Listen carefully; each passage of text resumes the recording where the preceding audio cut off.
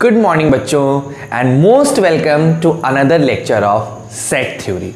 क्या है बच्चों कि अभी तक हम लोगों ने सेट थ्योरी में एक्सरसाइज, अगर आर डी शर्मा के हिसाब से देखा जाए तो एक्सरसाइज 1.6 तक की पढ़ाई कर चुके थे, ठीक है ना। और 1.6 के एक्सरसाइज को बनाने में कुछ बच्चों को तकलीफ भी आया। कुछ बच्चों ने मेरे पास होमवर्क भेजा और उनमें से एक बच्चे का कंप्लेन था कि सर 1.6 को बनाने में मुश्किल हो रही है, अच्छे तरीके से नहीं बन पा रहा है ना। जो एक कॉन्फिडेंस के साथ 1.6 बनना चाहिए वो नहीं बन रहा है। चलो कोई बड़ी बात नहीं है। 1.6 एक्सरसाइज और 1.7 एक्सरसाइज एक्चुअली में सेट थ्योरी के स्टेटमेंटल प्रूफ पे बेस्ड है एंड दैट्स वाई उसको बनाने में उतनी कॉन्फिडेंस पहली दफा नहीं आती है जितनी कि और सब चीजों को बनाने से मिल गई होगी, ठीक है ना। एंड दैट्स वाई थोड़ा सा डिफिकल्ट होता है, लेकिन कोई बात नहीं। 1.6 और 1.7 पे हम लोग एक्सक्लूसिव अलग से क्लास रखेंगे, ठीक है। लेकिन उससे पहले अभी क्या करते हैं कि थोड़ा सा अलग, थोड़ी सी एक और चीज, वेन डायग्राम का एप्लीकेशन जरा हम लोग पढ़ें जो कि आर डी शर्मा में 1.8 एक्सरसाइज में दिया है, ठीक है। तो चलिए आप प्रेजेंट सर लिखिए और बिना देर किए स्टार्ट करते हैं हम लोग अपने आज का वीडियो लेक्चर जो काफी मजेदार होने वाला है। तो देखो बच्चों, क्या है कि आज का जो टॉपिक है, जिस चीज को लेके हम लोग आज अपने सेट थ्योरी को आगे बढ़ने वाले हैं, वो है एप्लीकेशन ऑफ वेन डायग्राम, है ना। हमने जो वेन डायग्राम पढ़ा था, आज हम उसका एप्लीकेशन देखने वाले हैं कि आखिर प्रैक्टिकल लाइफ अगर आ जाए, हमारी प्रैक्टिकल लाइफ की अगर हम बात करें तो प्रैक्टिकल लाइफ में वेन डायग्राम का क्या क्या एप्लीकेशन है ना। तो देखो बेसिकली प्रैक्टिकल लाइफ में वेन डायग्राम कार्डिनल नंबर पे बेस्ड थ्योरम्स को सॉल्व करने में काम आता है। जैसे कोई दो सेट्स है, उन दोनों का यूनियन कर दिया गया तो उनके यूनियन का कार्डिनल नंबर क्या होगा, मैं समझा रहा हूं, एक एक करके समझो। जैसे मान लो सबसे पहला एप्लीकेशन कार्डिनल नंबर के थ्योरम पे आ गया, कहता है कि if there are two sets, पहला कैपिटल ए एंड दूसरा capital B, and if there are two sets A and B and cardinal number of A is equal to m and cardinal number of B is equal to n, then find the cardinal number of A union B। मतलब आपको A का cardinal number पता है, B का cardinal number पता है, तो आपसे पूछा जाएगा A यूनियन B का कार्डिनल नंबर बताओ, यानी क्या रिलेशनशिप है, समझिएगा।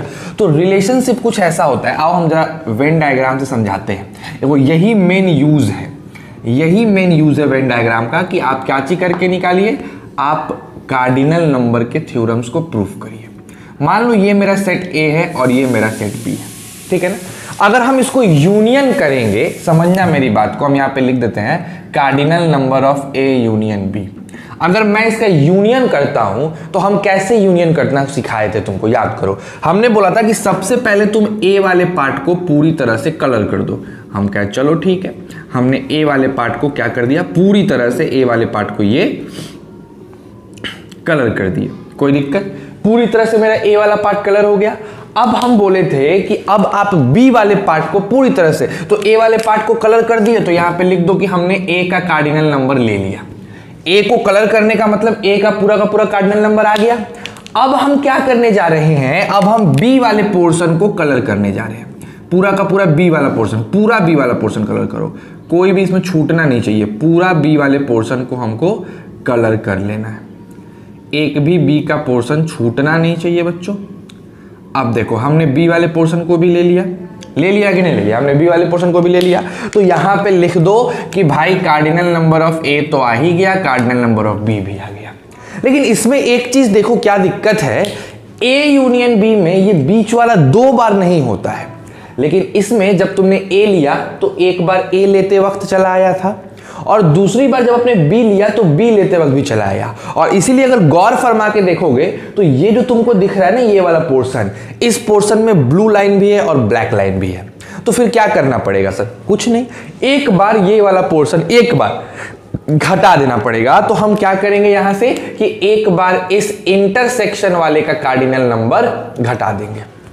जैसे ही ये करोगे तुमको पहला थ्योरम मिल जाएगा कार्डिनल नंबर पे कि ए यूनियन बी का कार्डिनल नंबर ए का कार्डिनल नंबर प्लस बी का cardinal number minus A intersection B का कार्डिनल नंबर होता है। तो अब जाके हमारा यहां से ये ब्लू लाइन हटा लो, कोई एक लाइन, ब्लू या ब्लैक कोई भी एक हटा लो। सिंस ब्लू कम है तो मैं ब्लू हटाना ज़्यादा पसंद कर रहा हूं, तो मैंने ब्लू हटा दिया। अब ये ए यूनियन बी का फॉर्मूला बन गया।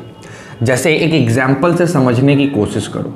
अगर तुमसे कोई बोल दे कि if cardinal number of A is equal to 6, cardinal number of B is equal to 8 and cardinal number of A intersection B is equal to 3, और तब तुमसे बोल दे कि भाई फाइंड करके दिखाओ cardinal number of A union B, तो आप कौन सा फॉर्मूला लगाएंगे? आप सिंपल फॉर्मूला लगाएंगे। Cardinal number of A union B जो होता है वो ए का कार्डिनल नंबर प्लस बी का cardinal number minus A intersection B का कार्डिनल नंबर होता है। यानी ए के जगह 6 लिखोगे, बी के जगह 8 और इसके जगह 3, तो 6 14, 14 में से 3 गया 11। तो cardinal number of A union B मेरे प्यारे बच्चों क्या हो जाएगा? 11 हो जाएगा। इसमें कुछ सोचना ही नहीं, एकदम सिंपल 11 हो गया। तो इस टाइप के जो क्वेश्चंस आते हैं कार्डिनल नंबर के थ्योरम पे बेस्ड, उनको सॉल्व करने के लिए जरूरी है। और ये आया कहां से? तो सीधा सीधा आपने वेन डायग्राम बनाया और वहां से कंक्लूजन निकाल लिया। कोई दिक्कत है? समझ में आ रही है बात ना? चलो, ये पहला थ्योरम था, इसको काफी अच्छे तरीके से अपने कॉपी में उतार लीजिए और तब हम लोग अपने आगे के टॉपिक पे बढ़ जाते हैं, है ना? चलो फटाक से इसको उतार लो।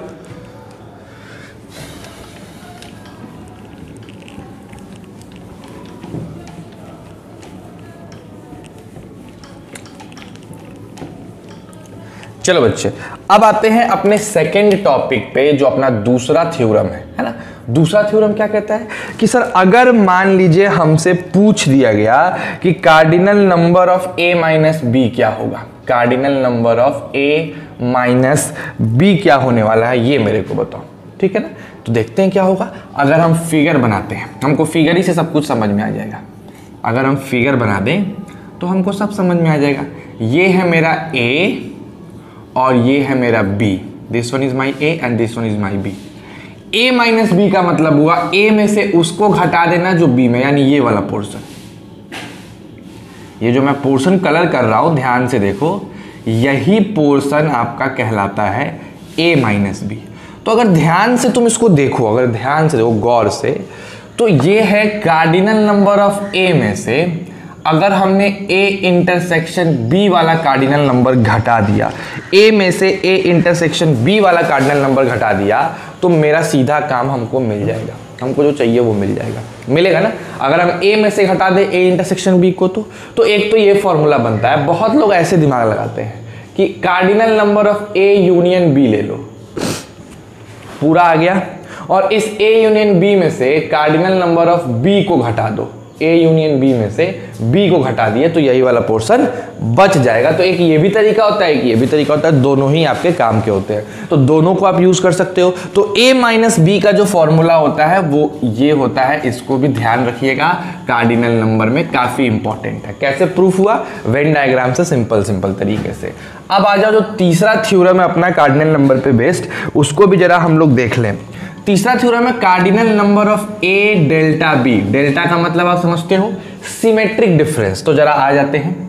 इसका मतलब हो जाएगा cardinal number of A minus B, समझना मेरी बात को, ब्रैकेट में डाल दो यूनियन बी माइनस ए। अब आपको तो पता है कि a माइनस बी को लिखा जा सकता है cardinal number of a plus cardinal number of b minus a and then minus cardinal number of a minus b intersection b minus a। ये लिख सकते हो ना, आसानी से लिख सकते हो। अब जरा देखो यहाँ फिगर में आ जाओ, फिगर में आओ बच्चों, फिगर में ये है मेरा a और ये है मेरा b, this one is my a, this one is my b। और हमको इस ये जो कलर्ड पार्ट है ये वाला पोर्शन और ये दोनों ही कलर्ड पोर्शन का अमाउंट निकालना है, ठीक है। तो हमने कहा ठीक है यार, यूनियन करके इंटरसेक्शन घटा दो, तो असलियत भी वही है कि यूनियन करके और इस इंटरसेक्शन को घटाना पड़ता है। लेकिन हम सिंस पहले वाले फॉर्मूले पे बेस्ड होकर काम कर रहे हैं, याद करो मैंने पहला फॉर्मूला बताया था, cardinal number of C union D होता है cardinal number of C plus cardinal number of D minus cardinal number of C intersection D. Sorry light cut गया, तुरंत अभी आ जाएगा, एक मिनट, ठीक है ना।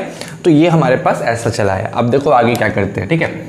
अब इसके आगे क्या, जैसे a माइनस बी लिखा हुआ है, तो a माइनस बी तो मैंने आपको अभी भी बताया क्या होगा a माइनस बी, तो बताओ a minus a intersection b होगा, और b माइनस a क्या हो जाएगा, तो b minus cardinal number of b minus a intersection b। बात तो बराबर है, तो यहां से आ गया cardinal number of a plus cardinal number of b minus twice cardinal number of a intersection b।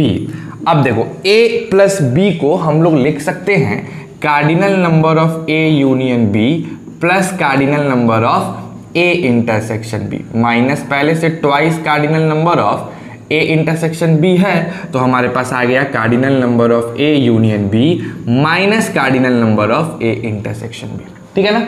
तो याद देखो इसका जो फॉर्मूला है वो बहुत अलग अलग तरीके से वो फॉर्मूला आ जाता है। क्या है फॉर्मूला समझना, तो अगर आपको कहीं तीसरे नंबर पे फॉर्मूला मिल जाए cardinal number of a delta b, तो चाहो तो आप ऐसे लिख सकते हो cardinal number of a plus cardinal number of b minus two times cardinal number of a intersection b। या तो ये लिख दो, या आपकी मर्जी लिख दो cardinal number of a union b minus cardinal number of a intersection b, आप ये भी लिख सकते हो, है ना। तो ये सब जो है ये अपने ऊपर डिपेंड करता है, ऐसा नहीं है कि आपको वही तरीका, देखो आपको तो क्वेश्चन सॉल्व करने से मतलब है, आपका वेन डायग्राम पे जितना पकड़ होगा आप आसानी से समझ पाओगे कि हमको निकालना क्या है और कैसे निकालना है, क्लियरिटी है। तो सिंपल सी बात थी, मेरे को a डेल्टा b यानी ये वाला कलर्ड पोर्शन ये वाला निकालना था, तो कोई एक बच्चा ये सोच सकता है कि पूरे यूनियन में से इंटरसेक्शन को हटा दो, तो देखो मैंने कर दिया, पूरे यूनियन में से इंटरसेक्शन को हटा दिया।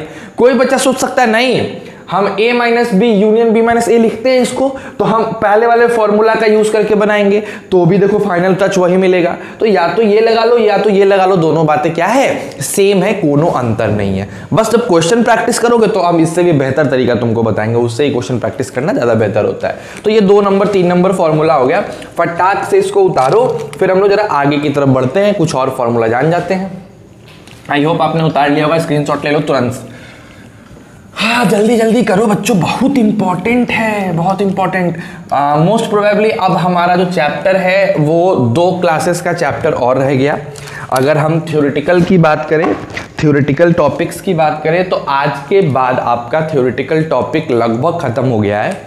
बस 2 क्लासेस आएंगे 1.6 और 1.7 को थोड़ा शार्प कराने के लिए, ताकि तुम उस पर भी बेस्ट क्वेश्चन बना पाओ। तो आज मोस्ट प्रोबेबली आपका 26 तारीख है, आज आपकी थ्योरेटिकल टॉपिक लगभग खत्म हो रही है, और आज आपको एक डिटेल भी मिलेगा रजिस्ट्रेशन को लेके। उस डिटेल को आप देख लेना, मैं इस वीडियो में नहीं डाल रहा हूँ, उस डिटेल को आपको मिलेगा इस वीडियो के जाने के तुरंत 2 मिनट 3 मिनट बाद या 10 मिनट बाद वो वीडियो भी आपको मिल जाएगा। तो उस डिटेल को देख सकते हैं आप, उसमें प्रॉब्लम नहीं है। तो वहाँ आपको सारी चीज़ें पता चल जाएंगी, कुछ और बातें हैं जो बतानी है। एंड देन उसके बाद फिर हमारा 26 तारीख है, 27 28 2 दिन, 27 और 28 2 दिन हमारा और क्लासेस चलेगा, जिसमें हम लोग 1.6 और 1.7 को शार्प करेंगे। उसके बाद एक स्पेशल क्लास हम लोग ऑर्गेनाइज करेंगे 29 तारीख को, जो थोड़ा सा लंबा होगा, जिसमें हमने आज तक के आए हुए जेईई मेंस और जेईई एडवांस को बनाएंगे। और मैं कोशिश करूंगा कि उस क्लास को थोड़ा सा मैं लाइव करने की कोशिश करूं।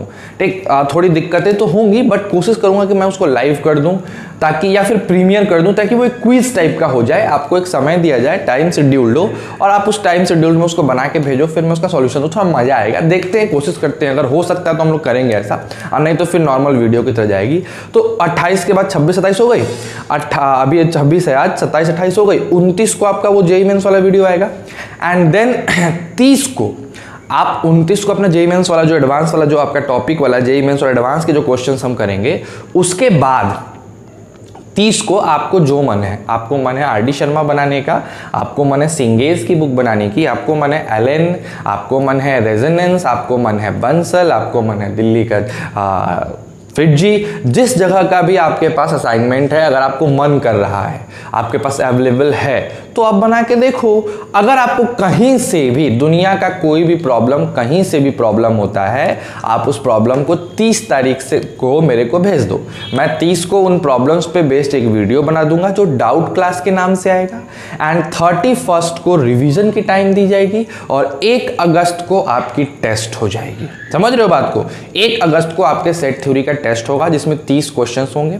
देखा जाएगा किसको कितना मार्क्स आता है, ठीक है? और तब हम लोग अपना कहानी आगे बढ़ाएंगे। तो चलो आ जाओ देखते हैं तीसरा। अब क्या है कि अब हमारे पास आ गया एक 4th नंबर फॉर्मूला जो है A union B union C का। ये भी काफी आसान है। इसमें क्या करते हैं कि पहले देखो, पहले आओ चलो पहले फिगर वाइज समझेंगे ना तो ज्यादा मजा आएगा, ज्यादा अच्छे से समझ में आएगा, ठीक है? ज्यादा क्लियर होगा। अब देखो क्या है, हमें A union B union C चाहिए, A union B union C चाहिए। देखो हम लोग एक एक करके स्टेप करेंगे। ये A है मेरा, ये B है मेरा, ये C है मेरा। तो अगर हमें A यूनियन B लेना है तो सबसे पहले तो A लेना होगा ना। तो हम सबसे पहली जो कलरिंग कर रहे हैं मेरे प्यारे बालकों, वो मैं A पे कर रहा हूं और मेरे कलर करने का तरीका जो है वो ब्लैक है, तो हमने NA ले लिया, ठीक है? अब मैं जा रहा हूं B को लेने, ठीक है? B को लेने और उसको मैं ब्लू कलर से कलर करूंगा ताकि आप उसको डिफ्रेंशिएट कर पाओ। असल में कैमरे का एक्सपोजर के वजह से ब्लैक के बजाय ब्लू कलर थोड़ा लाइट दिखता है और थोड़ा परेशानी होती है, लेकिन आप चाहो तो देख सकते हो। तो ये पार्ट जैसे ही मैंने कलर किया मेरे को कार्डिनल नंबर ऑफ B मिल गया, ठीक है ना? मैंने कार्डिनल नंबर ऑफ A ले लिया, कार्डिनल नंबर ऑफ B ले लिया। अब हम तीसरे कलर को करने जा रहे हैं जो कि मोस्ट प्रोबेबली मैं रेड ले लेता हूं।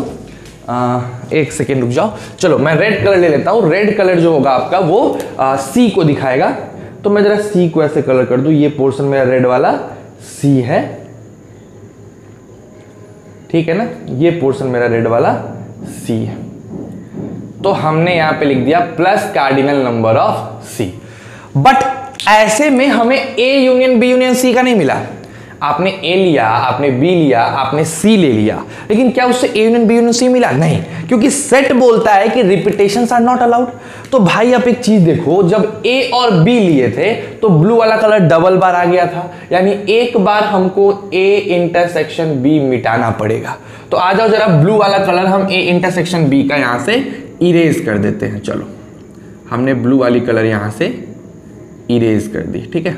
देखो ब्लू वाली कलर हमने यहां से इरेज कर दी। तो भाई इस इलाके से ब्लू वाला चला गया। जब हमने B और C लिया था तो ये डबल टाइम ये वाला पोर्शन फिर आ गया था, रेड और ब्लू आ गया था। तो हमें एक बार फिर intersection B intersection C delete करना होगा। यानी एक काम करते हैं, रेड वाले पोर्शन को एक बार यहां से डिलीट कर देते हैं, ठीक है? रेड वाले पोर्शन को डिलीट कर देते हैं, हटा देते हैं। एक ही बार हटाना है, ग्रीन वाला रहने देंगे, ब्लू वाला रहने देंगे और रेड वाला हटा देंगे।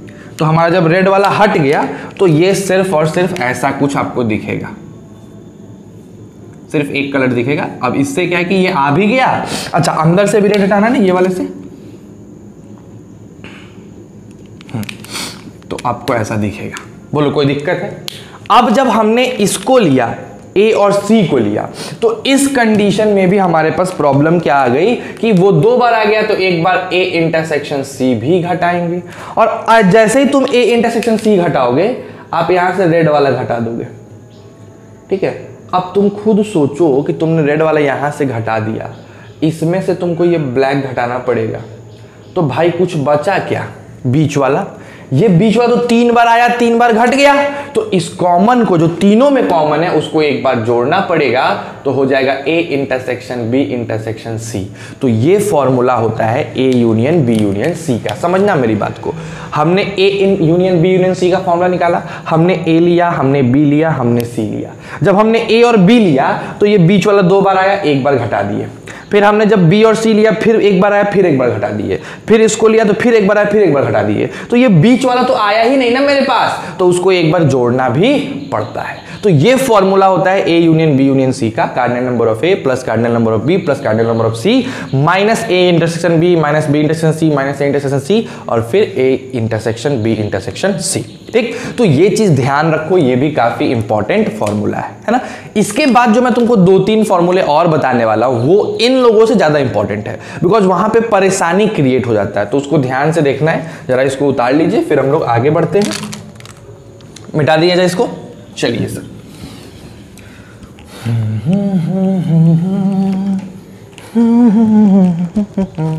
चलो अब देखो क्या है, हमसे जो 5th नंबर फॉर्मूला पूछता है वो पूछता है number of element exactly 2 of the set of the A B C. Number of elements exactly 2 of sets A comma B and C. अब इसका मतलब समझो क्या है। जैसे मान लीजिए कि हमारे पास 3 सेट है, हमारे पास 3 डिफरेंट सेट्स है। एक है मेरा ये ए, दूसरा है मेरा ये बी, और तीसरा सेट है मेरा ये सी। ये वाला ए हो गया, ये वाला बी हो गया, और ये वाला सी हो गया। बहुत इंपॉर्टेंट है बाबू, समझने की कोशिश करना।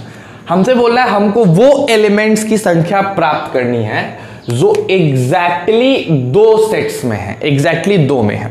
तो भाई एग्जैक्टली 2 पोर्शन कहां कहां है? ये वाला पोर्शन एग्जैक्टली 2 में है, देखो ये वाला पोर्शन एग्जैक्टली 2 में है, ए और बी में। ये वाला पोर्शन भी एग्जैक्टली 2 में है, और ये वाला पोर्शन भी एग्जैक्टली 2 में है। तो एग्जैक्टली 2 कहने का मतलब हुआ कि आपको इसका प्लस इसका प्लस इसका सम निकालना है, इसका प्लस इसका प्लस इसका सम निकालना है। समझ रहे हो बात को? इसका प्लस इसका प्लस इसका सम। तो कैसे निकालोगे भाई साहब इसका इसका इसका इसका सम कैसे निकालोगे? बताओ भाई, फॉर्मूला बताओ तेजी से। एकदम आसानी से निकाल सकते हैं सर, ठीक है। देखो कैसे सर, हमारे पास तो फॉर्मूला है ना ए इंटरसेक्शन बी का, ए इंटरसेक्शन बी निकाल लिए, और उसमें से ये कॉमन वाला पोर्शन घटा दिए, यानी A intersection B intersection C घटा दिए, ठीक है। तो हमको ये वाला पोर्शन मिल गया। उसी तरीके से हमने निकाल लिया बी इंटरसेक्शन सी, और फिर से उसमें से A intersection B intersection C घटा दिया। फिर से हमने निकाल लिया ए इंटरसेक्शन सी, और उसमें से फिर A intersection B intersection C घटा दिए, और इन सबको जोड़ दिए। तो जोड़ने पे हमारे पास आ जाएगा A intersection B plus B intersection C plus A intersection C. अब माइनस कर देंगे 3 times A intersection B intersection C. तो ये जो निकलेगा ये आपको क्या दे देगा? ये दे देगा एग्जैक्टली 2 सेट्स में। एग्जैक्टली 2 का मतलब समझ रहे हो ना यार, कि बस 2 में हो, ना तो 2 से कम में ना तो 2 से ज्यादा में, यानी ये वाले इलाके को निकालना है, इसको इसको इसको। तो इसको कैसे निकालेंगे? हमने इंटरसेक्शन में से ये वाले पार्ट को भगा दिया, फिर इस इंटरसेक्शन में से भी इसको भगा दिया, फिर इस इंटरसेक्शन में से भी इसको भगा दिया। तो हर इंटरसेक्शन में से ये कॉमन वाली पार्ट हटा दी और सबको जोड़ दिया, तो मेरे पास एक फॉर्मूला चला आया, ठीक है ना। ये है number of elements exactly in 2 set. इसी तरीके से अब हम देखने वाले हैं नेक्स्ट फॉर्मूला। जरा इसको उतार लो, 1 सेट का फॉर्मूला, एग्जैक्टली इन 1 सेट। इसको उतार लो फटाक से। चलो देखो बच्चे, जितना फॉर्मूला तुमको टफ लग रहा है ना, उतना टफ है नहीं। जब एक बार इसको बढ़िया से समझोगे और जब इस पे बेस्ट हम क्वेश्चन कराएंगे ना, काफी आसान हो जाएगा। एग्जैक्टली 1 ऑफ सेट कर लो, एग्जैक्टली 1 ऑफ सेट सिर्फ एक में पाया जाएगा। अब इसको देखो, इसका मतलब क्या है? 1 में पाने का मतलब क्या है? ये मेरा ए है और ये मेरा बी है और ये मेरा सी हो गया। This one is your A, this one is your B and this one is your C. Exactly 1 का मतलब हो गया दिस पोर्शन। ये देखो सिर्फ अकेला है दिस पोर्शन, देख रहे हो? ये जो पोर्शंस हैं ये एकदम अकेले पोर्शंस हैं, तो इसको कहा जाता है एग्जैक्टली 1। मतलब ये बीच वाला, ये टक टक टक टक ये हटा दो, तो ये जो बच गया this portion is called exactly 1, जिसमें सिर्फ और सिर्फ एक में पाए जाते हैं। तो सर एग्जैक्टली 1 अब कैसे निकालें सर? ये तो बड़ा मतलब खतरनाक टाइप का दिख रहा है, इसको कैसे निकाला जाएगा बताइए? अगर हम एग्जैक्टली 1 की बात करें तो कैसे निकालोगे? सिंपल है सर एक काम करते हैं, ए ले लेते हैं, कार्डिनल नंबर ऑफ ए ले लेते हैं, उसमें से ए वाले में से ए इंटरसेक्शन बी और ए इंटरसेक्शन सी दोनों, ये पोर्शन और ये पोर्शन घटा देते हैं, ठीक है। ए इंटरसेक्शन बी करेंगे तो ये पोर्शन मिलेगा और फिर ये पोर्शन, दोनों घटा देते हैं। तो आपने घटाया ए इंटरसेक्शन बी घटा दिया और आपने ए इंटरसेक्शन सी भी घटा दिया, ठीक है ना। अब देखो क्या हुआ, ए इंटरसेक्शन बी में ये पोर्शन लिया था तुमने, ए इंटरसेक्शन में ये पोर्शन लिया था, तो अब ये वाला पोर्शन 2 बार घट गया ना जी। तो घटाना तो हमको एक ही बार था, इसको 2 बार घटाने क्या मतलब बनता है? बस एक ही बार घटाना था। तो हम इसमें क्या करेंगे कि एक बार A intersection B intersection C जोड़ देंगे ताकि ये 2 बार ना घटे, ठीक। अब आते हैं इस पोर्शन में, तो ऐसे ही लेंगे बी, और जब बी लेंगे तो फिर वही ए इंटरसेक्शन बी घटाएंगे, फिर बी इंटरसेक्शन सी घटाएंगे, और एक बार इस पोर्शन को फिर से क्या कर देंगे? जोड़ देंगे। अगेन हम सी वाला ले लेते हैं, जैसे सी लेंगे तो भाई ए इंटरसेक्शन सी घटाएंगे और उसके बाद बी इंटरसेक्शन सी घटाएंगे एंड देन फिर एक बार जोड़ देंगे A intersection B intersection C. अब इन सब को जोड़ो तो हो गया cardinal number of A plus cardinal number of B plus cardinal number of C minus 2 times A intersection B, है ना। तो डायरेक्ट हम 2 लिख कैसे लिख देते हैं, cardinal A intersection B plus cardinal A intersection C plus cardinal B intersection C. उसके बाद इसमें ऐड करेंगे 3 times A intersection B intersection C, ठीक है ना। तो ये जो फॉर्मूला आया, ये फॉर्मूला है आपके एग्जैक्टली 1 सेट ऑफ एबीसी का, बस एक सेट होना चाहिए एबीसी का, ठीक है, उसके लिए। अब देखो क्या है कि ये फॉर्मूला याद करना उतना पॉसिबल नहीं है। तुम अगर सोचोगे कि हम इस फॉर्मूले को याद कर ले, मेमोराइज कर ले, तो पॉसिबल नहीं है। आपको इसको वेन डायग्राम से ही सॉल्व करना पड़ेगा। याद करने बैठोगे तो रटोगे, क्योंकि तुमको पहली दफा तो समझ में आएगा नहीं कि सर ये क्या बोल रहे हो आप, क्योंकि वेन डायग्राम पे आपका प्रैक्टिस है नहीं, आपने प्रैक्टिस किया नहीं है। कोई बड़ी बात नहीं है। आज जो हम लोग क्वेश्चन करेंगे ना, जैसे ये फॉर्मूला काम खत्म, 5 फॉर्मूले देने थे, मैंने तुमको 5 फॉर्मूले दे दिए, ठीक है।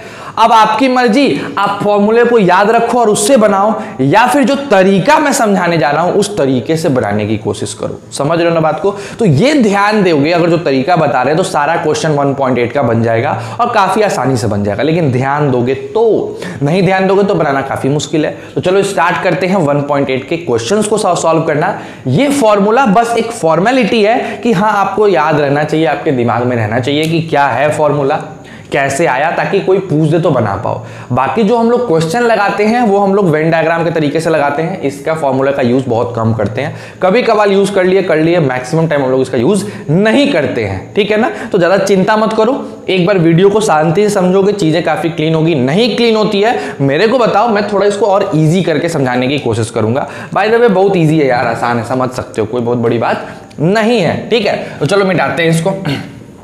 अब आ जाओ। अब क्या है कि सर ये चीजें इतनी जो आपने इनपुट दे रखी है हमें, इतना सारा चीज देने के बाद आप बताना क्या चाहते हो, आप पढ़ाना क्या चाहते हो, क्वेश्चन कैसे आएंगे ये बताओ मेरे को पहले, ठीक है। तो आ जाओ जरा हम लोग क्वेश्चन से स्टार्ट करते हैं और ठीक ठाक क्वेश्चन से स्टार्ट करते हैं। बेकार क्वेश्चन से स्टार्ट करने की कोई जरूरत नहीं है ना। तो आइए थोड़ा अच्छा सा क्वेश्चन हम निकाल लें आपके लिए। चलो देखो, इसके क्वेश्चंस जो होते हैं ना थोड़े बड़े होते हैं, लंबे लंबे क्वेश्चंस होते हैं वेन डायग्राम के। तो ध्यान से देखो, पहले मैं क्वेश्चन लिख दूं पूरा का पूरा, क्योंकि जब तक क्वेश्चन नहीं होगा तब तक आपको समझाना मुश्किल है ना। तो देखो क्वेश्चन क्या कहता है कि in a survey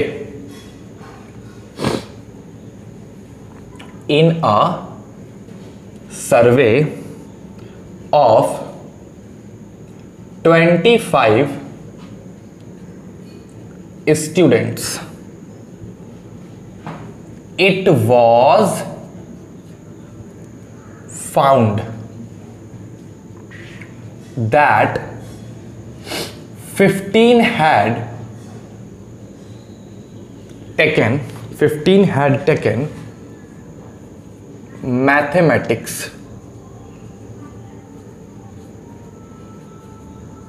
12 had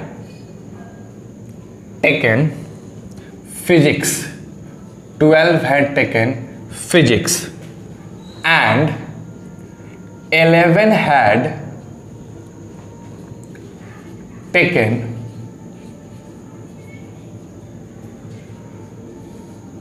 chemistry. Then again 5 had taken maths and chemistry, maths and chemistry. 9 had taken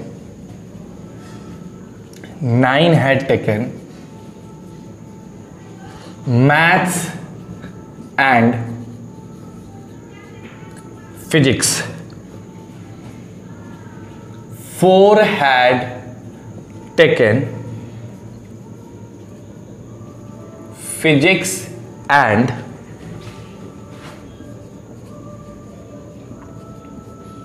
chemistry, and 3 had taken all the 3 subjects. तो अब क्वेश्चन उठ रहा है, find the number of students taken, पहला only chemistry,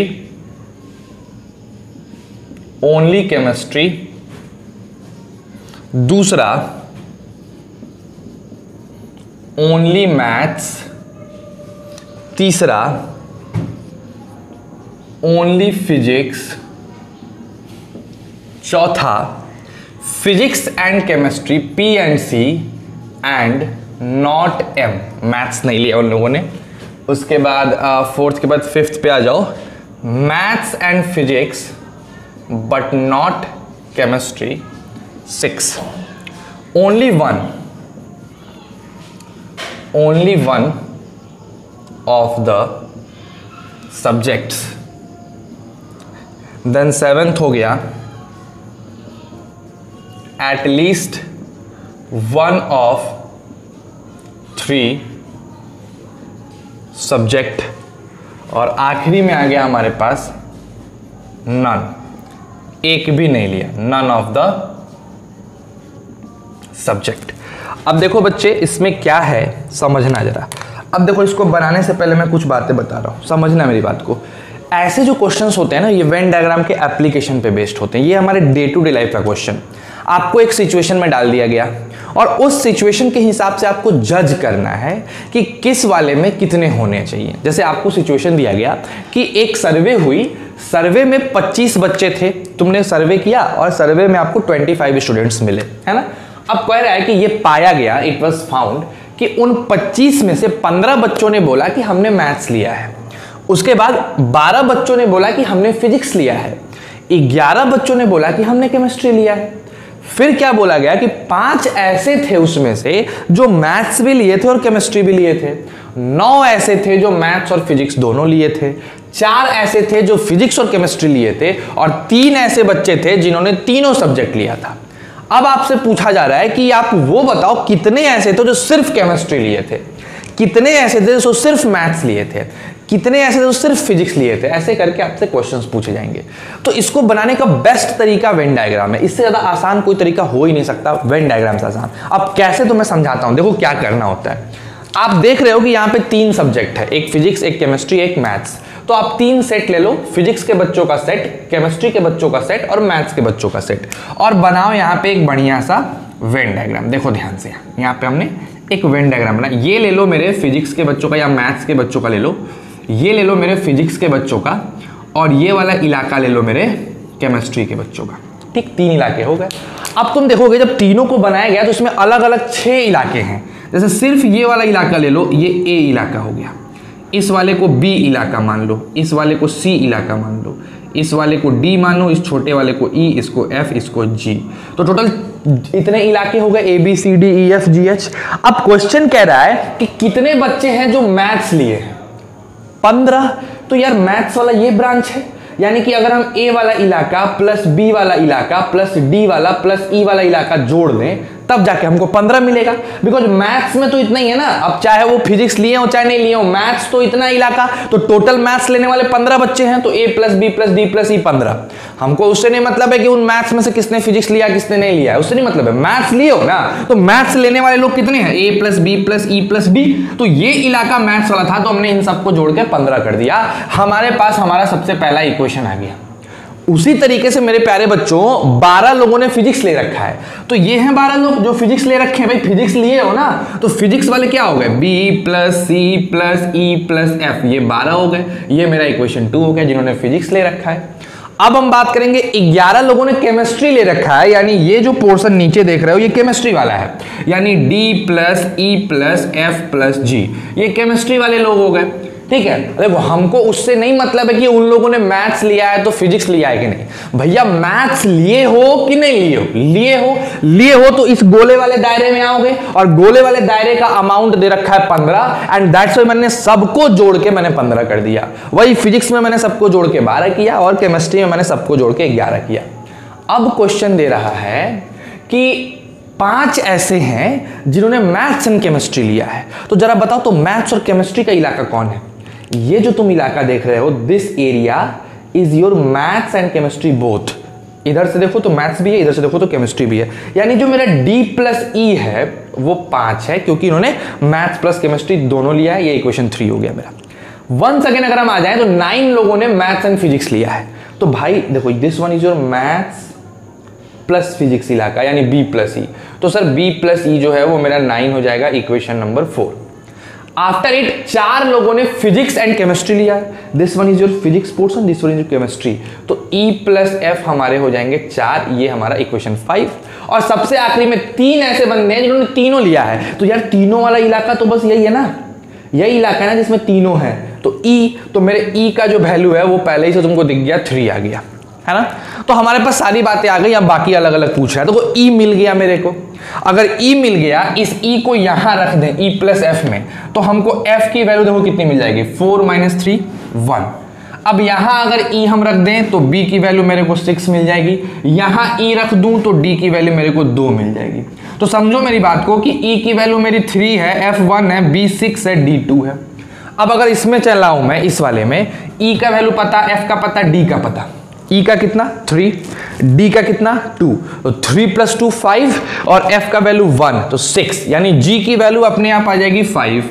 G की value कितनी आ गई अपने आप? G की वैल्यू 5 आ गई। अब यहां देखो मेरे को E पता, F पता और B भी पता। 6 B है, E की वैल्यू 3 है 9, F की वैल्यू 1 है 10, तो C की वैल्यू अपने आप आ गई यहां पे 2। अब इसमें आओ, मेरे को B पता है, D पता है, E पता है। B की वैल्यू है 6, D की वैल्यू है 2, तो 6 2 8 और E की वैल्यू 3, तो 11 और A की वैल्यू अपने आप आ जाएगी 4। तो आपको सारा पोर्शन निकल गया कि नहीं? आपको A भी पता चल गया, B C D E F सब पता चल गया। देखो A B C D E F G सब पोर्शन पता चल गया। अब आपसे पूछ रहा है ओनली केमिस्ट्री, सिर्फ केमिस्ट्री पता लगाओ। तो मेरे भाई ये इकलौता G ऐसा है ना, G जो सिर्फ केमिस्ट्री पढ़ रहा है। तो देखो तो G की वैल्यू कितनी है 5, तो सिर्फ केमिस्ट्री पढ़ने वाले लोग 5 हैं। अगर मैं पूछूं ओनली मैथ्स तो कौन है? इकलौता A है, A वाला इलाका है जो मैथ्स है। तो A की वैल्यू आई है 4, तो ओनली मैथ्स 4 हो गए। मैं पूछूं ओनली फिजिक्स पढ़ने वाले कौन है? तो C वाला इलाका सिर्फ फिजिक्स पढ़ता है। तो C वाला का देखो वैल्यू क्या है 2, तो ओनली फिजिक्स 2 लोग हो गए। फिर अगर मैं तुमसे पूछूं फिजिक्स प्लस केमिस्ट्री पढ़े लेकिन मैथ्स ना पढ़े, तो देखो फिजिक्स और केमिस्ट्री पढ़ने वाले F है और E दोनों हैं, लेकिन E जो है वो मैथ्स भी पढ़ रहा है। तो सिर्फ F ऐसा है जो फिजिक्स और केमिस्ट्री पढ़ रहा है लेकिन मैथ्स नहीं पढ़ रहा है। तो F वाले की वैल्यू देखो कितनी आई है 1, तो ऐसे लोग कहते हैं 1, तो इसका आंसर 1 हो गया। मैंने से पूछा मैथ्स फिजिक्स पढ़े लेकिन केमिस्ट्री ना पढ़े, तो मैथ्स और फिजिक्स पढ़े यानी B+E, लेकिन केमिस्ट्री भी तो पढ़ रहा है E, तो E को हटा दो, बस B ऐसा है जो मैथ्स भी पढ़ रहा है और फिजिक्स भी पढ़ रहा है। तो B की वैल्यू देखो कितनी आई हुई है 6, तो ऐसे लोग को हम 6 नंबर दे देंगे, 6 हो गया। बोल रहा है only one of the subject, कोई एक सब्जेक्ट पढ़े, कोई एक, यानी A+C+G। A ऐसा बंदा है जो सिर्फ एक सब्जेक्ट पढ़ रहा है, C भी ऐसा बंदा है जो सिर्फ एक सब्जेक्ट पढ़ रहा है, और G भी ऐसा बंदा है जो सिर्फ एक सब्जेक्ट पढ़ रहा है। तो A+C+G, यानी A की वैल्यू 4, C की वैल्यू 2 और G की वैल्यू 5, तो 5 4 2 6 5 11, तो ऐसे कितने लोग हो जाएंगे?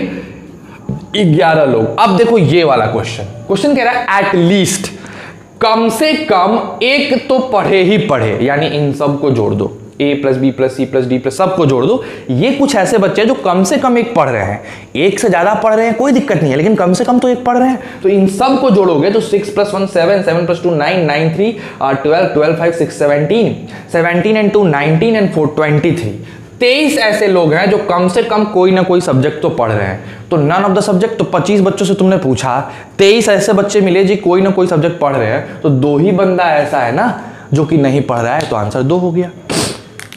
अब बताओ इसमें फॉर्मूला का कहाँ जरूरत पड़ा? मेरे को सिंपल समझाओ कि हमने जो अभी कार्डिनल नंबर की थ्योरम पढ़ी, उन थ्योरम्स का जरूरत पड़ा क्या? नहीं पढ़ा, वो बस एक समझ के लिए है। यहाँ हमने यूज़ क्या किया, Venn diagram.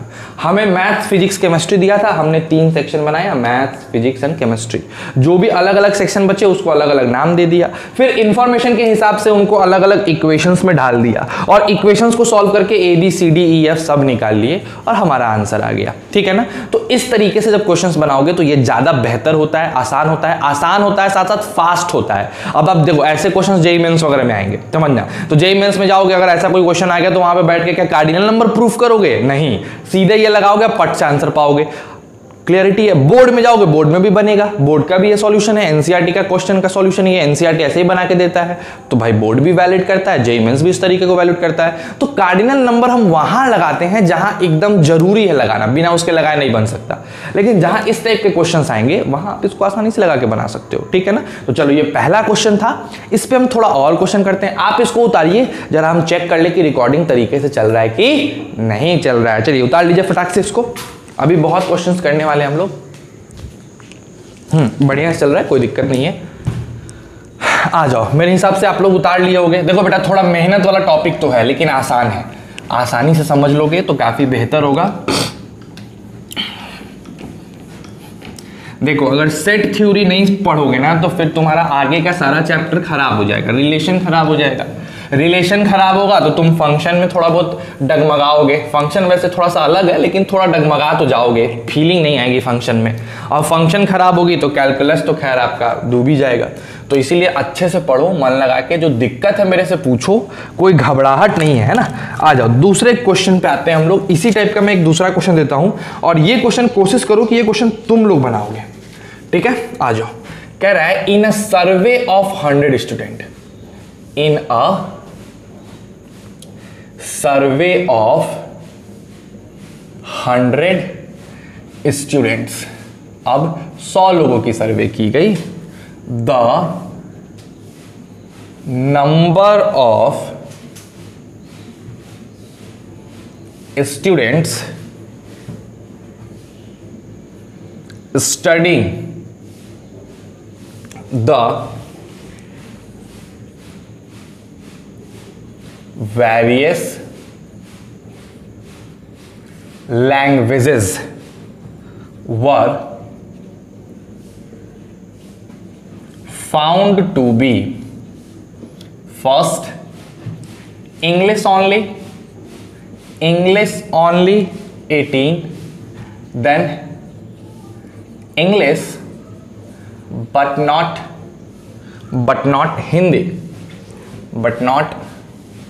Hindi, 23, English and German,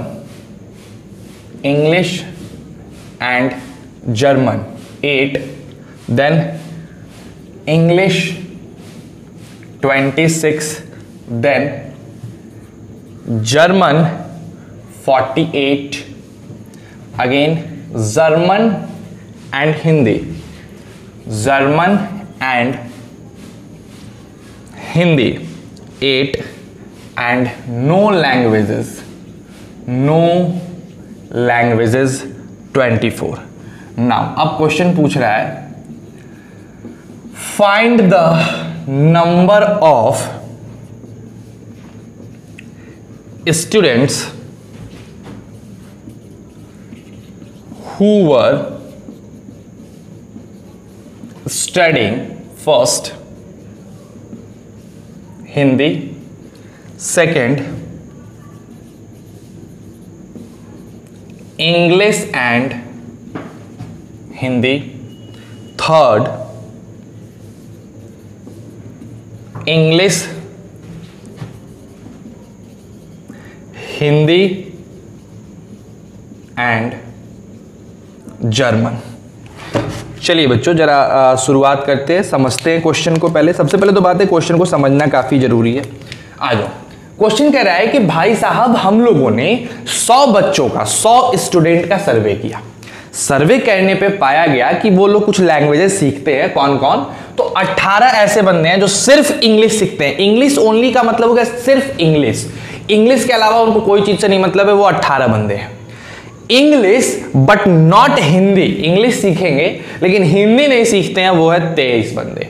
again English and German 18 लोग हैं, इंग्लिश 26 लोग हैं, जर्मन 48 लोग हैं, जर्मन एंड हिंदी 8 लोग हैं, और एक भी सब्जेक्ट नहीं सीखने वाला बंदा 24 है। अब बताओ कि कितने स्टूडेंट हैं जो हिंदी पढ़ रहे हैं, कितने ऐसे हैं जो इंग्लिश और हिंदी दोनों पढ़ रहे हैं, कितने ऐसे हैं जो इंग्लिश हिंदी एंड जर्मन तीनों पढ़ रहे हैं। तो सबसे पहली तो बात है कि सर यहां बनाओ आप वेन डायग्राम, क्योंकि without Venn diagram we are not going to solve this type of questions. Okay, so we have to just frame out a Venn diagram regarding this question. So just 3 sets बना लीजिए, एक आप बनाइए हिंदी का, एक आप बनाइए इंग्लिश का, और तीसरा जो आप सेट बनाओगे वो बनाओ आप जर्मन का। 3 सेट्स हो गए। अच्छा, अब इसको नामकरण दे दो भाई, ये इलाका ए, ये बी, ये सी, ये डी, ये ई, ये एफ, और ये वाला इलाका जी। अब हमसे सबसे पहले क्या क्वेश्चन पूछा गया, बोला गया इंग्लिश ओनली। तो देखो सिर्फ इंग्लिश सी है, तो मेरे पास सी की वैल्यू हमें दे दी गई, वो है 18। फिर बोला गया English but not Hindi, means English तो पढ़ेगा लेकिन हिंदी नहीं पढ़ना चाहिए। तो यार सी प्लस एफ ऐसे हैं जो इंग्लिश पढ़ रहे हैं लेकिन हिंदी नहीं पढ़ रहे हैं, क्योंकि बी ऐसा है जो हिंदी भी पढ़ रहा है, ई ऐसा है जो हिंदी भी पढ़ रहा है। तो सी प्लस एफ की जो वैल्यू मेरे पास आ गई, वो आ गई मेरे पास 23। Next English and German, this one is your English, this one is your German, यानी F plus E. F plus E की वैल्यू उसने दे रखी है 8 ना, English and German. Okay, English 26, ओ ये जो सिर्फ इंग्लिश है ये 26 है, यानी B plus C plus E plus F, ये हमारे 26 हो गए।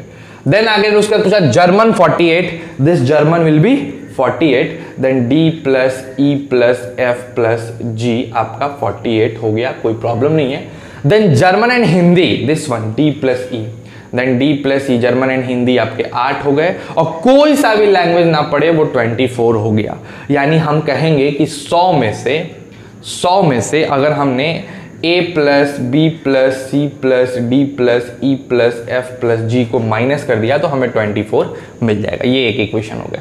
अब यहाँ से हमसे पूछ रहा है नंबर ऑफ स्टूडेंट हिंदी जो पढ़ता है, तो भाई सी को यहाँ रखो, सी तो पता है 18, सी को इसमें रखोगे 18 आएगा, एफ की वैल्यू हो जाएगी 5, एफ को यहाँ रखोगे, ई की वैल्यू हो जाएगी 3।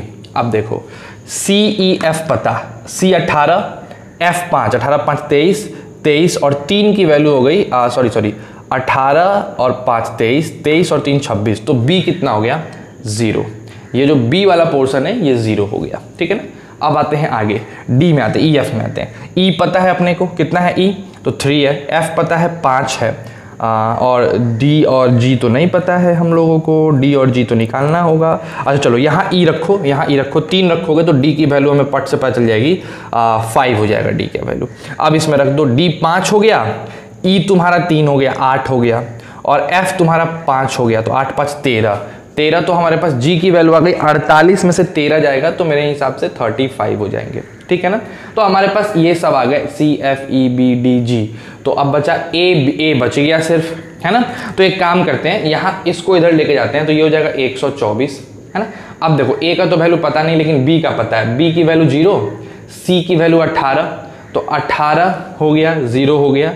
फिर डी की वैल्यू आ जाओ 5 23 हो गया, ई की वैल्यू 3 26 हो गया, एफ की वैल्यू 5 31 हो गया 31, और जी की वैल्यू हो गई 31 और 30 61 5 67।